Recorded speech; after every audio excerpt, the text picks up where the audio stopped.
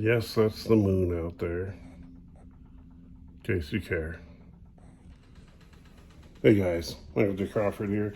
And yeah, I know the lighting is hardly ideal, but check it out. There's an airplane flying by. I don't know if you can see it on the camera phone or not, but anyway, had a helicopter land right, like, I don't know where the helipad is because I saw the helicopter right outside this window earlier today. That was kind of cool. So, wanted to give you guys a quick update as to my health situation because I know a lot of people are wondering, and I don't want to have to pile it all on Life with Matthew to get the information out there. So I figured I'd just record a video here in my hospital room since I can. Once again, my wonderful nurse has given me enough painkillers to be able to function well enough to record this video. And so the basic situation, I'm still in the hospital. I will be in the hospital until probably late afternoon tomorrow. I did not have the surgery today. However, I did have an MRI today. And during the MRI, we did learn some stuff, so that was a good thing. More or less, here's what we know so far. For those of you that don't know, and I learned a little bit about this today, so your gallbladder actually manufactures bile, which is used to break down basically fatty foods when you eat them. And what your gallbladder does is it's basically a bile storage device. And your liver actually generates the bile, and the bile comes out of your liver into your gallbladder stores it up, and then when you eat something that's high in fat, your gallbladder excretes the bile into your digestive tract for digestion. And so when you get gallbladder stones, this is perfectly normal, lots of people do, they accumulate in the gallbladder itself. The danger and what happened in my case and what can cause the excruciating pain that I went through is if one of these stones manages to get out of the gallbladder and block the bile duct, that is the duct that goes from the liver past the gallbladder into the intestine. When that happens, not only is it excruciatingly painful, it obviously prevents proper digestion from happening, and that's a bad thing. And so that's what ended up happening. Now, if you have a significant or large gallstones, typically the gallbladder needs to be removed. And your body functions just fine without a gallbladder. It's just like basically going from a water heater with a tank to a tankless water heating system. Your liver just adjusts to output the bile directly to your intestine rather than going into the storage and then to your intestine. So that's not a big deal.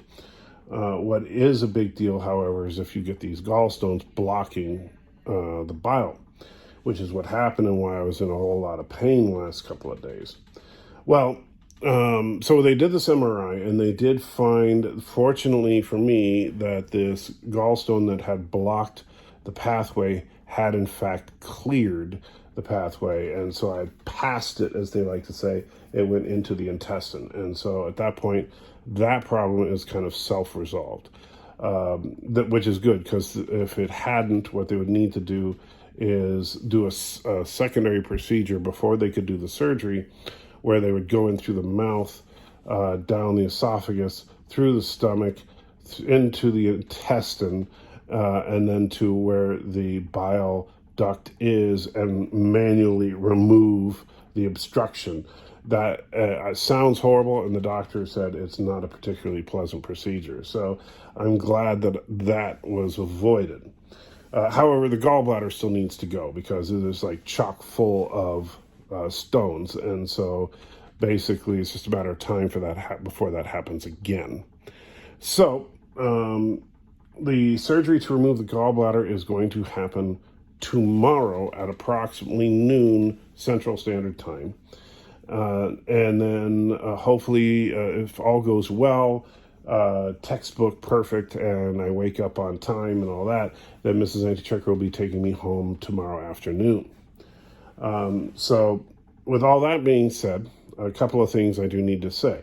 Number one, it is highly unlikely, but not impossible, that I will be doing my live stream with Deej tomorrow night.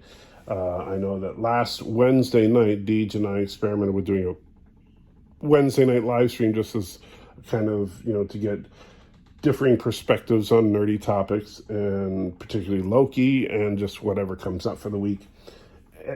And it was a lot of fun. I liked hanging out with Deej, and we had a good time. But obviously with this week, that may not be possible. I know Deej will understand. I haven't had a chance to talk to him directly about it, but but if I can, depending on how I'm feeling when I do get home, if I'm able to do it, I will. I'm just not promising anything. However, and then on the flip side, the Friday night movies with mystery movie night with Matthew, that I absolutely do want to do. I'm relishing the idea of making Matthew suffer even more than I have this week with a just horrifically bad movie. And I'm looking at torturing even more with maybe even a couple of horrifically bad shorts to go with the horrifically bad movies. So just to make him feel extra bad on a week where I had to feel extra bad. And so that is still a go unless there's some kind of complication, in which case I will let you guys know, absolutely. Or if I'm not able to, Mrs. Antichecker will let Matthew know so that he can let you guys know. Other than that, guys, I just want to continue to say thank you for your continued support. Thank you for your wonderful comments on the last video. It's very encouraging. The fact that today, while I'm sitting there just trying to deal with the pain in between different, pokes and prods and procedures and waiting for the next dose of my pain medication, to be able to grab my phone, go to YouTube, and read some of the wonderful comments you guys have left has just been an absolute godsend. So thank you to all of you that have commented. And, just all the, I know that, we've got a great community out there of people that just try to support each other whenever we can. Obviously, like I said in my prior video, don't forget to send your love to Bird of Prey 5, Rambling Canuck, and Positive Candor. And if there's anybody else in the community that's hurting that I don't know about, obviously.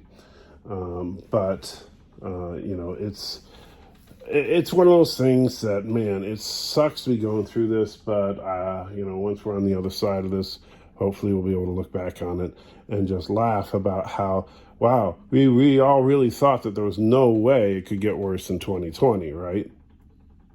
And then look what happened.